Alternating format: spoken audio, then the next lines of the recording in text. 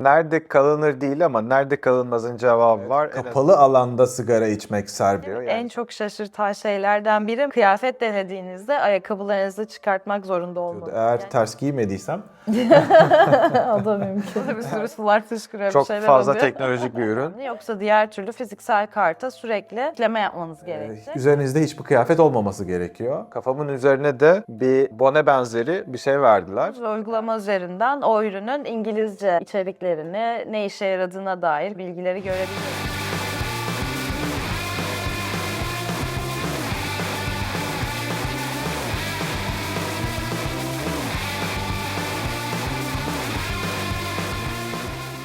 Herkese merhaba, kanalımıza hoş geldiniz. Bugün sizlerle Japonya'da size faydalı olacak bilgiler, hatta Japonya'ya gitmeden sizin için faydalı olacak bilgiler, bize ilginç gelen konular ve sizin merak ettiğiniz konulardan bahsedeceğiz. Umarım keyif alırsınız. O zaman başlayalım. Başlayalım.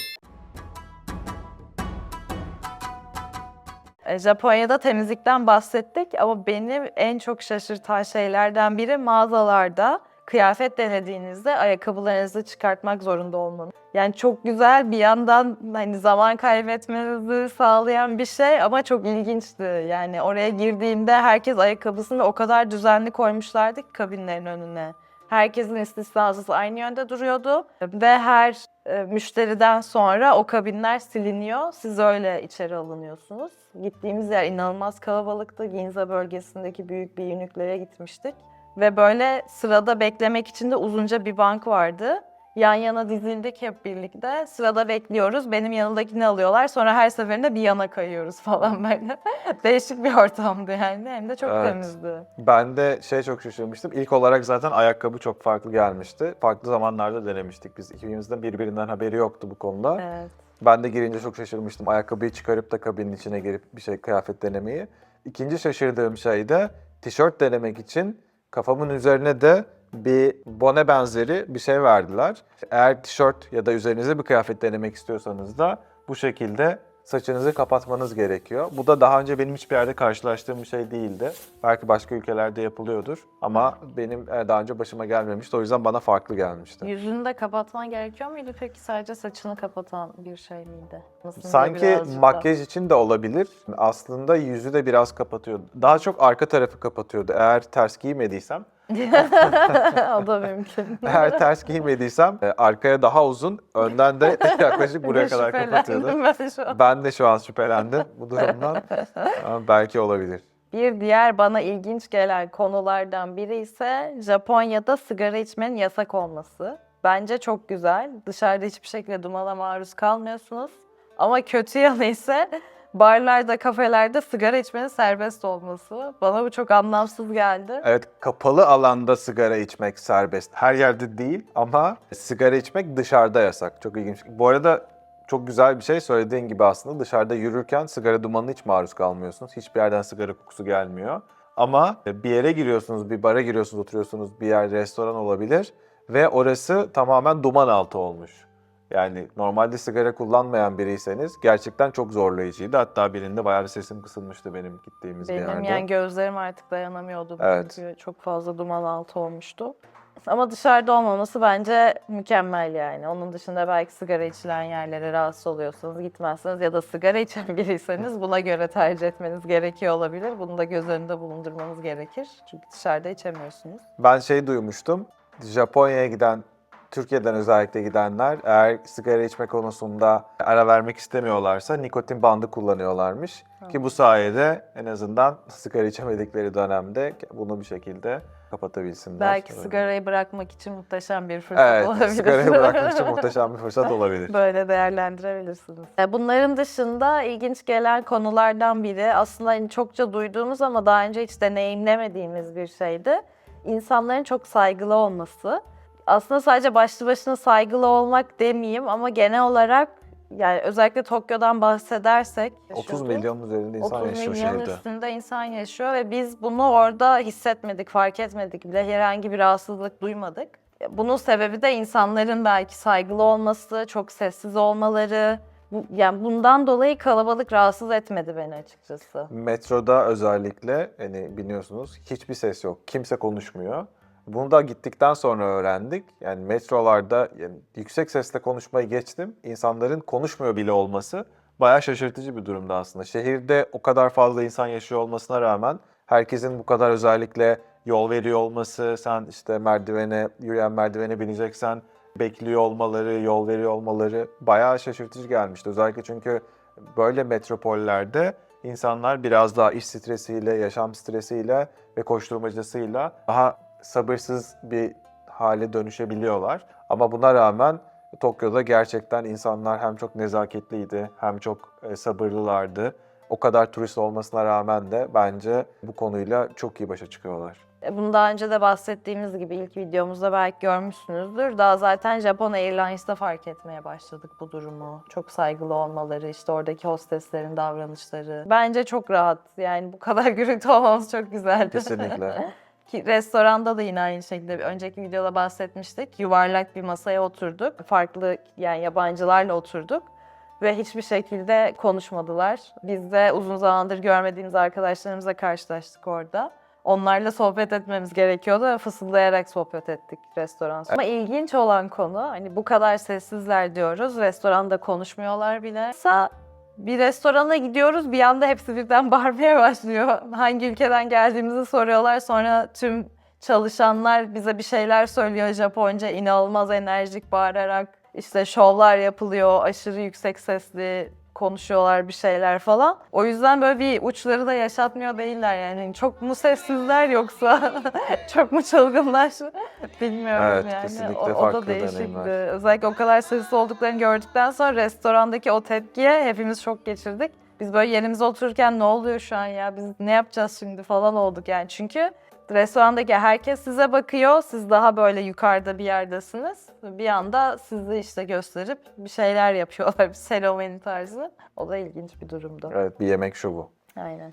Diğer bir aslında geleneksel ve bizim için aslında çok sıra dışı gelen şeylerden biri de onsen'di. Onsen aslında Türkiye'deki bir benziyor. Aynı şekilde kaplıcanın olduğu, işte mineral suların olduğu, hamamın olduğu bir yer. Otellerin içerisinde genellikle oluyor. Burada aslında ilginç olan şey, hani normalde hamama gittiğinizde yani ne olabilir ki gibi düşünebilirsiniz. Ama burada yaptıkları şey, o hamama girmek için üzerinizde hiçbir kıyafet olmaması gerekiyor. Ve bu size özel olan bir alan değil, herkesin kullanımına açık olan bir hamamdan bahsediyoruz. O yüzden de aslında bu hamama girmek demek, kıyafetsiz bir şekilde orada olmak demek. O da çok bizim için sıra dışı olan deneyimlerden bir tanesiydi. Bir diğer konu da onsene girmek için üzerinizde herhangi bir dövme olmaması gerekiyor. Yani normalde kıyafet dövmeyi kapatır ama kıyafetiniz olmadığında eğer üzerinizde bir dövme varsa onu kapatmanız gerekiyor.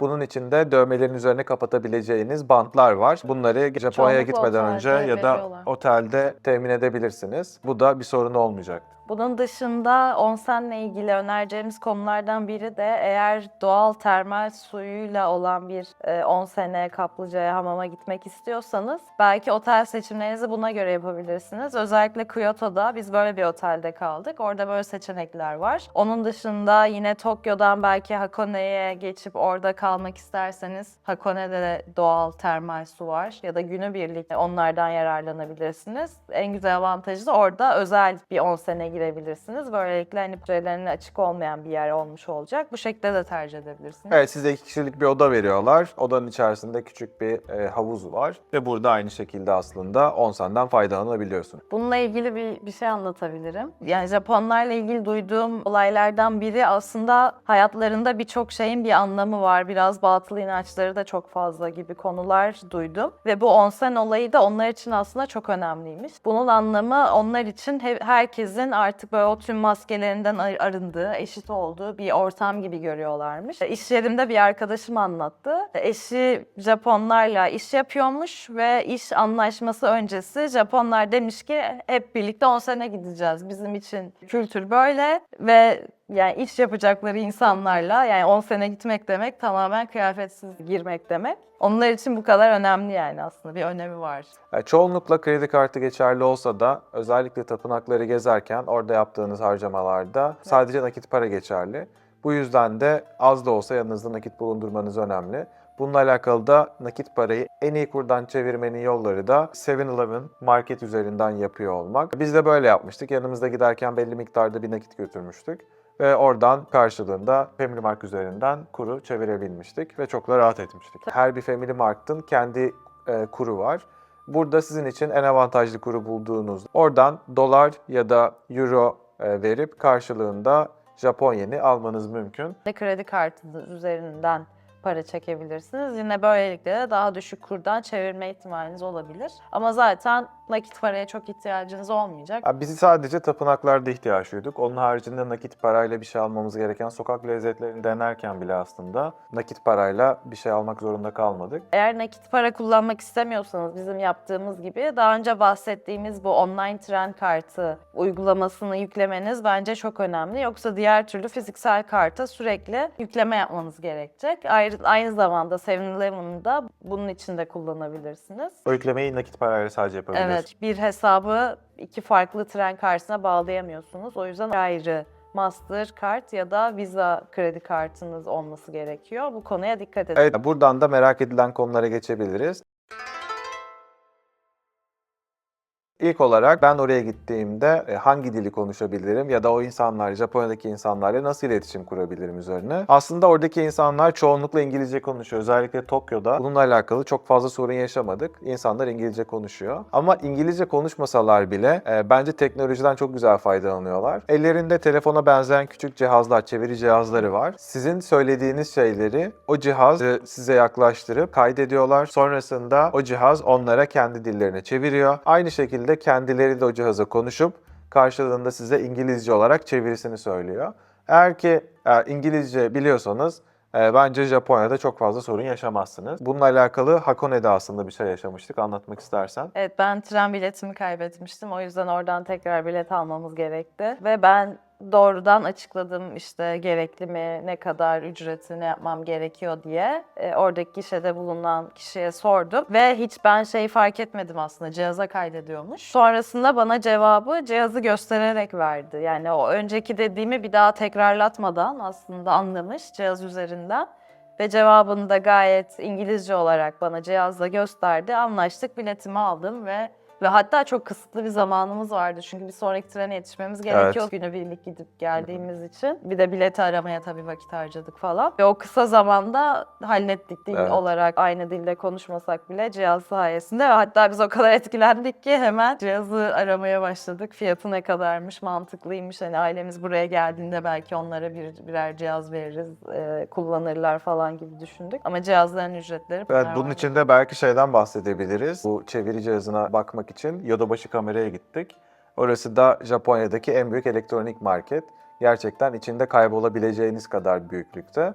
Hani burada fiyatına baktığımızda hani bir telefon fiyatına yakındı. O yüzden de bize çok fazla mantıklı gelmedi, almadık. Ama onun dışında Yodobashi elektronik markete giderseniz burada birçok ülkeye göre çok daha uygun fiyatlı elektronik cihazları almanız mümkün. Özellikle de vergisiz satın alma yaptığınız için de fiyatlar çok daha uyguna geliyor. Ve de teknolojik aletleri satın aldığınız gibi kullanmaya başlayabiliyorsunuz. Kozmetik ürünlerde bu geçerli değil. Hatta başımıza gelen konulardan biri, biz eczaneden ürünler aldık. 5000 yendi galiba tutar. Onu geçtik ve dedik ki o zaman tax free alalım. Sonrasında aslında öğrendik ki eğer kullanacaksak bize onu paketleyip verdi ve o paketi eğer açarsanız o zaman hani sorun oluşturur falan dedi kullanacaksanız ürünleri. Sonra dedik yani içinde kullanmamız gereken şeyler vardı. Biz bunları kullanmak istiyoruz. Ertesi gün tekrar satın aldığımız yere gittik. Dedik biz bunu vergisini ödemek istiyoruz. Böylelikle o paketi açıp içindeki ürünleri kullanabildik. Satın aldığınız yere gidip vergisini ödeyip kullanabilirsiniz. Bir diğer merak edilen konulardan biri de Japonların tuvaletleri. Japon tuvaletleri ve tuvalet temizlikleri. Gerçekten orası farklı bir dünya. Gittiğimizde bunu gördük. Hangi mağazaya, markete, restorana, otele nereye giderseniz gidin çok temiz bir tuvaletle karşılaşıyorsunuz. Çünkü aslında yani herkesin kullandığı marketin içindeki bile tuvalete gittiğinizde bu kadar temiz oluyor olması gerçekten bence etkileyici bir şeydi. Bunu nasıl başarıyorlar, ne ara temizliyorlar bilmiyoruz ama gerçekten çok farklıydı. Kesinlikle bence tuvaletler zaten başlı başına çok ilginçti. Hepsi nerede olursanız olun, yani 7-Eleven'larda bile tuvalet vardı bu arada. O konuda hiç sorun yaşamayacaksınız. Bir diğer konu da Japon tuvaletleri. Belki bu konuyla ilgili görmüşsünüzdür ama ısıtmalı olan işte koltuk, o farklı farklı su sistemleri, bazen sorun yaşadığımız konu tamamen o cihazın Japonca yazması, Japon alfabesiyle yazması ve hangisi sifon. Hani sifon ayrı bir yerde olmuyor da o cihazda bir sürü buton var. Onlardan biri sifon oluyor mesela. Evet. Hani onlara tek tek basmaya kalktığınızda da bir sürü sular fışkırıyor, bir Çok şeyler fazla oluyor. teknolojik bir ürün. Evet. O yüzden biz bir yerde İngilizce halini görmüştüm ben. Onun resmini çekmiştim. Artık şeyi biliyorum, hani bu simgeyi gördüğümde bu sifon demek. Onun dışında diğer konulardan bir tanesi bize çok ilginç gelen bir konuydu aslında. Hiçbir yerde çöp kutusu olmaması. Aslında çok doğal olarak dışarı çıktınız, bir şey yemek istediniz, bir markete girdiniz, cips aldınız, içecek aldınız, ne olduğu önemli değil ama bunun sonucunda bir çöpü oluştu. Ama bunu atabileceğiniz hiçbir yer yok. Ülkede böyle bir yer, yani çöp kutusu hiçbir yere koymamışlar.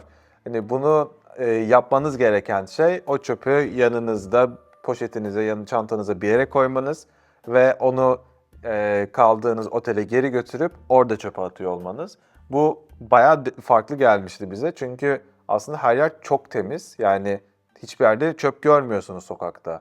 Çöp kutusu da yok. Bu insanlar ne yapıyor diye düşünmüştük ilk gittiğimizde. Sonra gördük ki insanlar çöplerini kendi evlerine götürüp orada atıyorlarmış.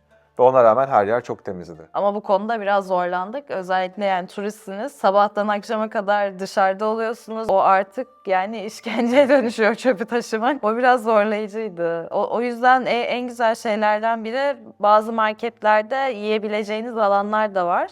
Ve kendi ufacık çöpleri var. Hani böyle kahve makinesinin önündeki çöp gibi falan. En azından öyle bir çöp kutusu var. Belki orada yiyip hemen orada atabilirsiniz gibi bir şey ama buna çok bir çözümümüz yok açıkçası. Evet, sonunda biraz zorlanacaksınız. Onun dışında diğer bir konuda bizi şaşırtan şeylerden biri, metrolar aslında son metro yanlış hatırlamıyorsam 11.45 ya da 12'ye kadar devam ediyor. Ama 24 saat açık olan mağazalar var. Mesela bunlardan bir tanesi Don Quijote. Yani bu mağazaya gidip aslında birçok ürünü satın alabilirsiniz. Yiyecekler dahil. Onun dışında hediyelik eşyalar, Elektronikler de var mı? evet, elektronikler, kozmetik ürünler, Oyuncaklar. mangalar, oyuncaklar, figürler, bir sürü seçeneğin olduğu 5, 6, 7, 8 katlı neredeyse her şehirde olan mağazalar ve burası 24 saat açık. Yani çok güzel olan şey, evet, hani saat 11-12 oldu, günü değerlendirmek istiyorsunuz ve gece gidip alışverişe devam etmek istiyorsunuz diyelim. O durumda ama alışveriş yapabilirsiniz, hiç sorun yok. Ama geri dönmek istiyorsanız toplu taşıma kullanamıyorsunuz. Mecburen taksiye binmeniz gerekiyor. Bu da böyle aslında kısıtlayıcı bir durumdu. Evet, ama taksi ücretleri pahalı değildi bence. Evet. Biz zaten tüm gün çok gezdiğimiz için çok da yoruluyorduk. Çok gece gitme gereksinimi duymadık. Hep trenlerden, metrodan yararlanıp otelin etrafına takıldık. Otelin etrafında da bizim için en güzel avantaj neydi? Hepinizin bana söylendiği konu. 24 saat açık olan eczaneler bulunması. Evet. Bence bu da muhteşem. Yani eczane diyorum ama sadece ilaçlardan oluşmuyor. Yine orada da yiyecekler var, kozmetik ürünler var, yani ilaçlar var. Onlar çok ilgi çekici kısmı değil. Ama güzeldi bence onlar da. Yani 24 saat bir yerin açık oluyor olması. Biz özellikle Hollanda'da saat 5'te 6'da mağazaların kapandığı bir yerden gidiyoruz. O yüzden de belki bilmiyorum, iyiydi. Kesinlikle hem kozmetik ürünleri bulmak kolay değil Hollanda'da. Yani her yerde çok rahat bulamıyorsunuz. Zaten söylediğin gibi akşam 5'te 6'da kapanıyor. Çoğunlukla online olarak satın almaya aslında sizi zorunda bırakıyorlar. Ama oraya gittiğinizde 24 saat açık eczaneler var. Yani onu bırakın, hani yiyecek içecek için bile kullansan sonuçta marketler var. Hollanda'da marketler genellikle daha erken kapanıyor. Bu yüzden de bizim için burada her yer açık, gece bile açıkmış diye bayağı keyifli olmuştu.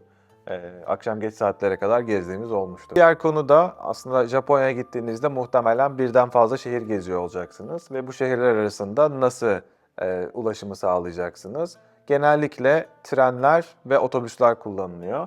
Otobüsler görece trenlere göre daha uygun fiyatlı. Bunu tercih edebilirsiniz. Sadece biraz daha uzun sürüyor.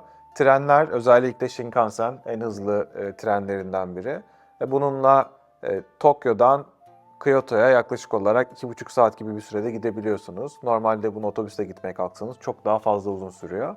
O yüzden de trenleri kullanabilirsiniz. Tek dezavantajı, özellikle otobüse göre, fiyatları çok daha pahalı oluyor olması. Trenle alakalı önemli konulardan bir tanesi de aslında tren için 2 tane bilet satın alıyorsunuz. Özellikle oturmak istediğiniz bir koltuk seçiyorsanız. Trenin ilk bileti sizi o trene binmenizi sağlayan bilet. İkinci bilet de oturmak istediğiniz koltuğu seçtiğiniz bir bilet satın alması. Eğer ki ilk sadece bileti alırsanız o zaman belli vagonlar var. O vagonlarda oturma düzeni yok. Gidip boş bulduğunuz bir koltuğa oturabiliyorsunuz. Ama ikincisini de alırsanız o zaman size ait bir koltuk olduğu için trene gittiğinizde kendi koltuğunuz oluyor. İlk biletin dezavantajı, trene bindiğinizde eğer yer yoksa ayakta gitmek zorunda kalabilirsiniz ya da trenden inmek zorunda kalabilirsiniz. Ama avantajı da sadece bir saate bağlı tren değil, istediğiniz saatte bir trene binebiliyorsunuz o gün için. Dolayısıyla aslında bir treni kaçırdıysanız, ki bu başımıza geldi, arkadaşlarımız bizi beklerken aynı perona farklı yerlerden çıkmışız. Bunun sonucunda birbirimizi bulamadığımız için treni kaçırmıştık. Ama bu durumu bildiğimiz için de rahat bir şekilde bir sonraki trene binebildik. Koltuk satın aldığınızın avantajı da o durumda orası gittiğinizde o koltuk sizin olduğu için kesinlikle o trene binebileceğiniz anlamına geliyor ve oturarak gideceksiniz. Dezavantajı da o saatin dışında başka bir trene binemiyor olmanız. Yani onu kaçırırsanız aslında biletiniz yanlış oluyor. Bu birçok trende bu şekilde çalışıyor. İlk başta bize çok karmaşık gelmişti. Nasıl çalıştıklarını anlamak. 2 tane bilet alıyor olmak özellikle karmaşık gelmişti.